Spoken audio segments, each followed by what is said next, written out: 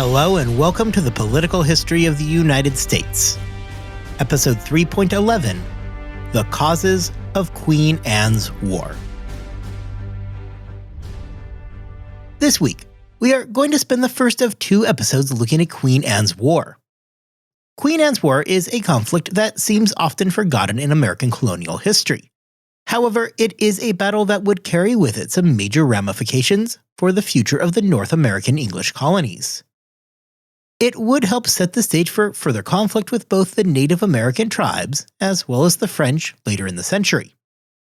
It would also, however, be a critical conflict in helping establish the conditions whereby the massive colonial expansion of the 18th century could take place. Before we dive in for today, I want to talk about a handful of things that should hopefully make all of this make a bit more sense. King William's War continued on until 1697. The end of the war resulted in a condition of status quo antebellum. Orders remained the same, and everybody pretty much just agreed to stop fighting. Now, there are several reasons that the fighting stopped. However, chief amongst them is the fact that neither France nor England seemed terribly interested in their colonial war. This also explains why I never dedicated an episode to the grand finale of King William's War. The entire thing just loses energy and then peters out. The war does not go out with a bang, but rather a whimper. Neither France nor England were interested in spending any more money on the conflict or extending any further resources to keep up the war effort. The war officially ended with the Peace of Ryswick, which just reset everything to its pre-war conditions. However, the end of King William's War marked a greater trend in the history of our colonies. The next half-century is going to be marked by continued hostility between the French and the English in North America, as well as with the Native Americans, whom both sides attempted to ally themselves with. Even at the time of the treaty, nobody was really under any false impression that hostilities were over for good. I am going to set this topic aside for just right now. We will return there in a bit. But before we look at the causes and preparation for the war in North America, I want to head back across the ocean and answer the question of what exactly Queen Anne's War was all about.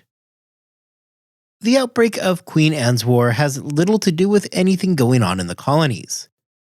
Rather, the conflict is something that began back in Europe. Louis XIV was, if nothing else, a highly ambitious king.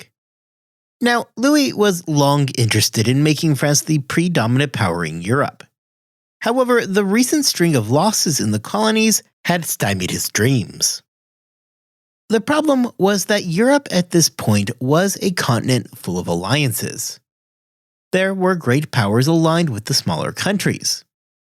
This system of alliances meant that it was increasingly difficult, if not completely impossible, for a single European country to emerge as the dominant power.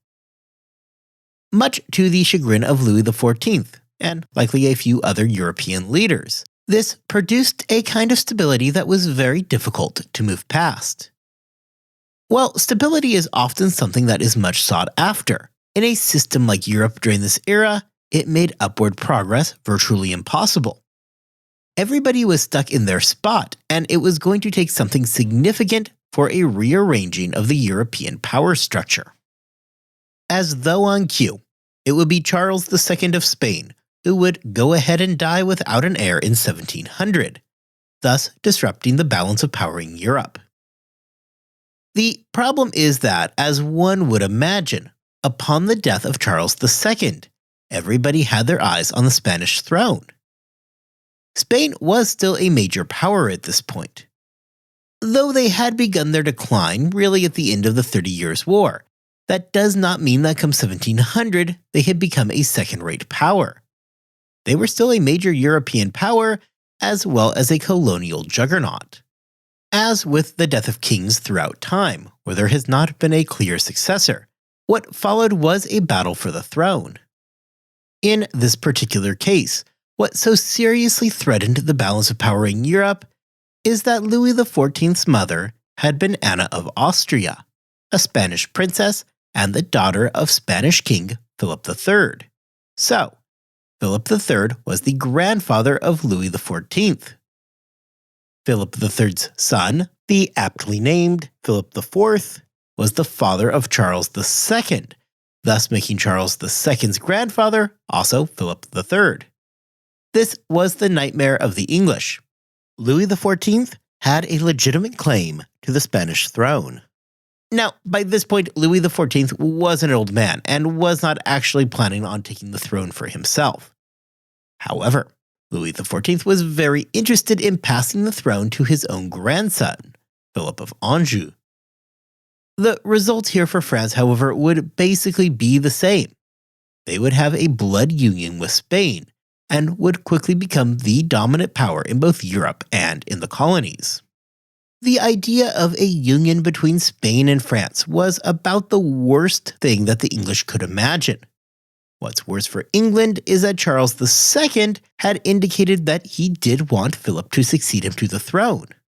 Initially, the English seemed to agree to get on board with the idea, as long as it was agreed that the two crowns should remain separate. This was on the basis that the French and Spanish alliance would not interfere with English activity, and that the two crowns would remain separate and not unite. Now, I can promise you that England liked nothing about this idea. However, the idea of a war with a combined France and Spain was not particularly alluring. So now, right here, with everything pretty much on the brink, Louis XIV decides to give everything a big shove right over the edge of the precipice. What exactly did Louis XIV do, you ask? What Louis did is that he provoked the English by extending France's continental reach. France sent troops into the Spanish Netherlands, the area that is now Belgium. Likewise, he started to rapidly increase trade with the Spanish at the expense of the English and their Dutch allies. All of this is concerning on its own. However, the big blow was about to come when former King James II died in September 1701. When King William's war ended with the Treaty of Ryswick, Louis XIV recognized William as the King of England. So, case settled. William is the king. Well, that is right up until James II died. If you'll recall, James II ended up having a son, which threw everybody into a frenzy about how England was looking at the real possibility of James II forming a new Catholic dynasty. This proved to be one of the factors that pushed everybody into that camp that James II needed to go. So, in theory, the death of James II should not have really mattered because William of Orange was the recognized King of England. Except that Louis XIV decided to throw some gasoline onto the situation and officially recognized James III as the rightful King of England. Suddenly, you have the risk of a union between France and Spain, French interference of English and Dutch commercial interests, French continental military expansion, and finally, a direct challenge to the legitimacy of the English monarch. England certainly could not ignore that slight, and once again, everybody found themselves crashing headlong towards war. In Europe, this war is known as the War of Spanish Succession. In the colonies, the war would take on the name of Queen Anne's War. Well, distinct issues existed in the North American colonies, issues that largely trace back to the end of King William's War. The war is typically seen as a theater of the War of Spanish Succession. Now, of course, we still need to answer the question of who exactly Queen Anne is. As it turns out, William of Orange would not outlive James II by that much, himself dying in March of 1702. Mary II, his co-monarch, died back in December of 1694. This means that as of March of 1702, the reign of William and Mary had come to an end without any children. The effect of this is that the crown passed to Mary's sister, and the daughter of the late King James II, Anne. Like her sister Mary, Anne had been raised as an Anglican at the urging of Charles II. Now, Queen Anne would come into power just in time to deal with the clouds of war that were gathering upon the horizon. Meanwhile, back in the colonies, things had remained exceptionally tense following the end of King William's War. Nobody was under any false impression that a lasting peace had been reached, and almost immediately after the end of the war, they took actions to prepare for another conflict that everybody saw coming. What made Queen Anne's War such a complicated matter in North America was the number of parties involved. To the north, you had the French in Canada, who likewise held designs of expanding down south into the interior of North America. There were, of course, the English, who by this point controlled everything from Maine south to Spanish Florida. Which brings us to the Spanish, who, again, held Florida. Finally, you had a fourth, much more diverse group in the mix, the Native Americans. What had emerged during the later portion of the 18th century was a series of alliances between the different tribes and the European powers. We saw this with the French and the Indian alliances that had been plaguing the New England colonies up in Maine during King William's War. Likewise, we see alliances between the Five Nations of the Iroquois and the English in New York, organized by Edmund Andros. It was through that alliance that we would see them deliver such a devastating blow in King Philip's War to Philip and his warriors. As all of this is happening, the English were likewise making yet another attempt to consolidate all those northern colonies. Now, this entire process was done with a bit more finesse than what we saw during the Dominion of New England. The colonies are not combined into a single entity. However, they do share a common governor. The Board of Trade gave this job to Richard Coote, the first Earl of Bellamont. Bellamont was now the governor of New York, Massachusetts, and New Hampshire.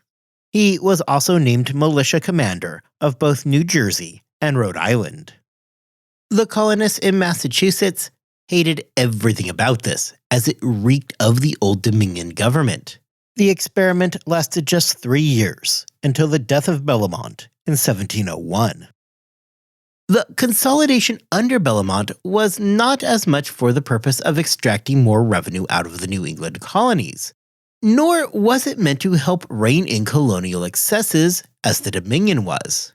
Rather, the point was to attempt to consolidate the colonial militias when the need arose.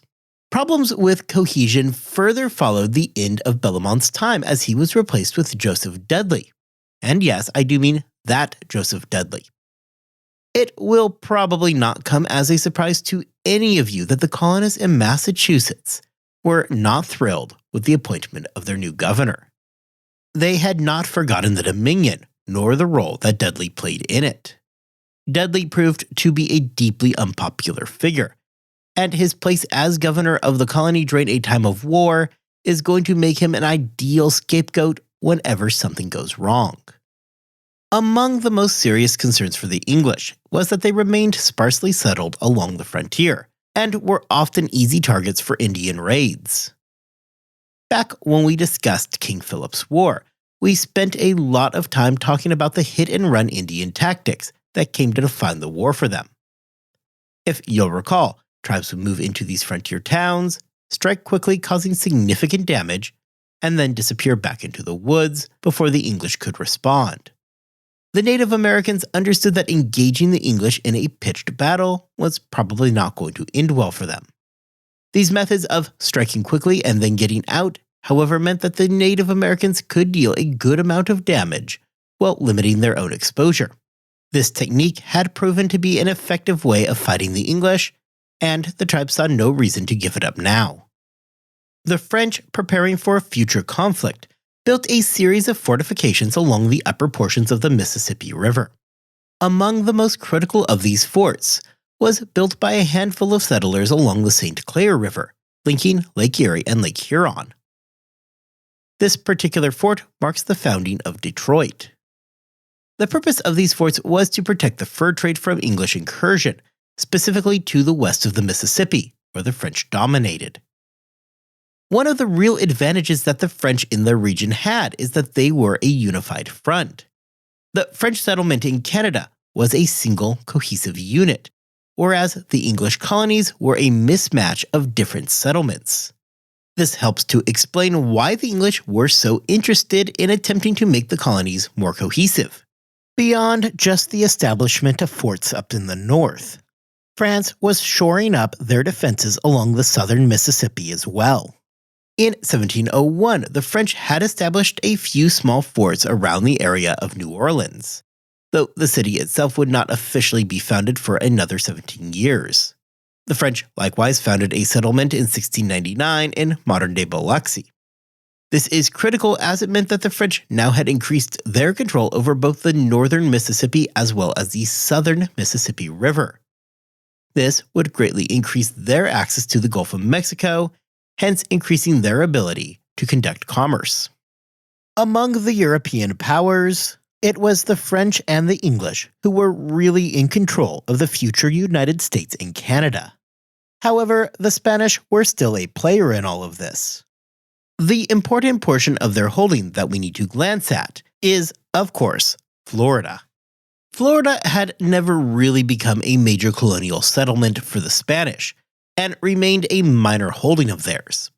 This is not to say that it was not an important holding for the Spanish, however, as it was located in a strategic spot for shipping from the Caribbean to the Atlantic. We have not talked much about Florida since way back in episode 1.6 when we discussed the founding of Florida, as well as early Spanish colonial ambitions along the eastern seaboard. If you remember, they had ventured up to the realm of Powhatan, where it appears that they were promptly wiped out. After that, they decided that they had little interest in being overextended and pulled back entirely within the confines of Florida. Conveniently for us, not much has really changed in the past century, and the Spanish in Florida are pretty much exactly where we left them. Florida, nor really anything north of Mexico, had ever developed into much of a priority for the Spanish. However, that did not stop them from presenting a serious risk to the English colonists, especially in Carolina. For the Native Americans, the situation was far more complex and fluid. Unlike any of the European powers, the Native Americans never represented a single unified bloc. Rather, what emerges is a series of alliances based primarily on pragmatism. Native American tribes had long learned that regardless of the situation, they often found themselves in a worse position when dealing with the European powers. It is for this reason that we see the five nations of the Iroquois move in a direction of neutrality rather than in a direction of making alliances. The Iroquois had long been a powerful ally of the English. Remember that they were paramount in helping defeat the army under the command of Philip. However, by the turn of the century, there were increasing attempts by the French to woo the Iroquois over into their camp, much to the annoyance of the English. The Iroquois had little interest at this point of being involved, and rather decided to enter into a pair of treaties in 1701, one with France and one with England. The treaty that was signed with France was a non-aggression pact. The Iroquois and the French both agreed that, should war break out, the Iroquois would remain neutral, and as a result, the French would respect their sovereignty. The treaty with the English involved the Iroquois deeding their hunting lands to the English. Though this may sound like a strange move, the point of it was that the English would now protect said hunting grounds from French incursion. This also implies, at least to some degree, that the Iroquois now considered themselves to be directly protected by the English Empire, though that question was still open at this point and would remain so for some time to come. This decision by the Iroquois was largely a disaster for the English. Sure, there were joint treaties, and yeah, the Iroquois did not defect to the French. However, it meant that the most powerful Indian ally that the English had was now a neutral party. The French, on the other hand, enjoyed good relations with many of the northern tribes, and had now eliminated their chief rival's closest ally. This in turn emboldened French expansion into the interior, where they found numerous friendly tribes who were more than happy to form alliances after years of poor treatment at the hands of the English. No place was this felt more acutely than in those English frontier towns. We have seen time and time again the risk that these frontier towns faced, as they made for easy targets from attacking Native Americans. The French were more than happy with that situation, as they were eager, at a minimum, to contain and stop English expansion, and at best, push the English back inwards and away from the frontier. Despite the French designs on trying to rein the English in, their eyes were still largely looking west, and they had little interest in being trapped by the French, nor constantly harassed around their frontiers by the Indians. Therefore, the situation that we have as events in Europe lead to the War of Spanish Succession is that the French in Canada are anxious to both rein in English expansion, as well as extend their own hold on the interior of the North American continent, especially in regards to the upper Mississippi. The Spanish, who are now allied with France, pose a serious risk to the southern colonies and moving up into the Chesapeake. Finally, there are those shifting alliances with the frontier Indians, alliances that are largely shifting in the direction of the French. The English found themselves in the unenviable position of having enemies to the north, the south, and along their western frontier. Finally, consider the economic risks at play in this situation. The location of the French and the Spanish could have a dire effect on disrupting English trade with the colonies, something that could potentially have far-reaching implications. Next week, we are going to travel up to the north and deal with that theater. However, to wrap up for today, I want to spend our time looking at the southern theater of the conflict. The War of Spanish Succession, or Queen Anne's War as we will refer to it, got started officially in the spring of 1702, when England and Holland declared war on France and Spain. For the governor of Carolina, James More, the war was really a stroke of luck. His colony was located in a spot where there was real fear of Spanish aggression. Recall from our episode on the founding of Carolina that the area south of Virginia had spent several decades as something of a no man's land, separating the English from the Spanish. With the beginning of the decline of the Spanish and the rise of the English, it was only then that we see the colonies south of Virginia really begin to appear. For Governor More, he saw an opportunity. More was, if nothing else, a war hawk. He saw an advantage in striking swiftly at the Spanish, eliminating the threat, and protecting their southern and western frontiers. And just a super brief note. If you're wondering when Carolina split up, just hold on a bit longer.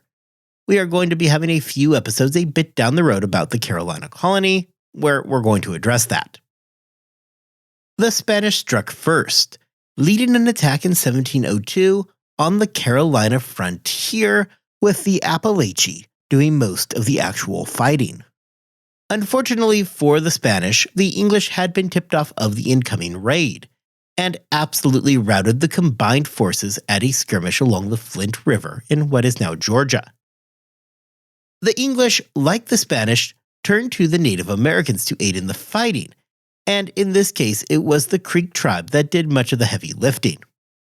Well, the Spanish defeat was near total here. Most of the combatants were either dead or, in the case of the Appalachian Indians, captured and sold into slavery. The Battle of Flint River was more of a stage setter than anything else. It was the battle that provided the necessary justification for More to strike out against the Spanish. More quickly assembled a combined force of around 800, made up of a mixture of English colonists and Native Americans. For both sides, there was relatively little question about where More and his force would strike. The target was always going to be St. Augustine. This is not because St. Augustine was some special target, nor was it strategically located, but rather because it was pretty much the only target. Remember a few minutes ago when I mentioned that the Spanish really had not done much since we last left them? Well, St. Augustine remained really the only major settlement.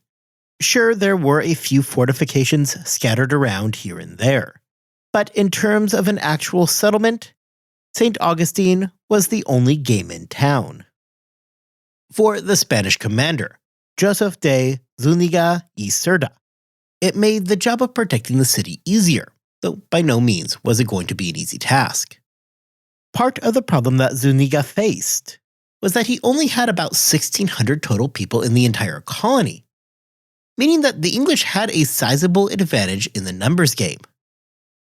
The only thing that Zuniga had going for him was the Castillo de San Marcos, which was at least a formidable obstacle to Moore and his men taking St. Augustine. Taking the fortress was going to be a requirement for taking the town.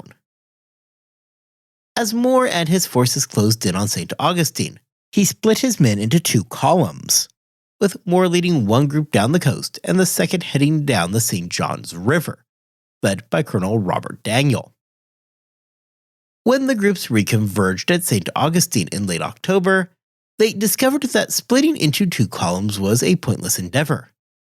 Zuniga clearly understood that he was badly outnumbered, though he likewise also understood that he was in possession of a pretty strong fortress.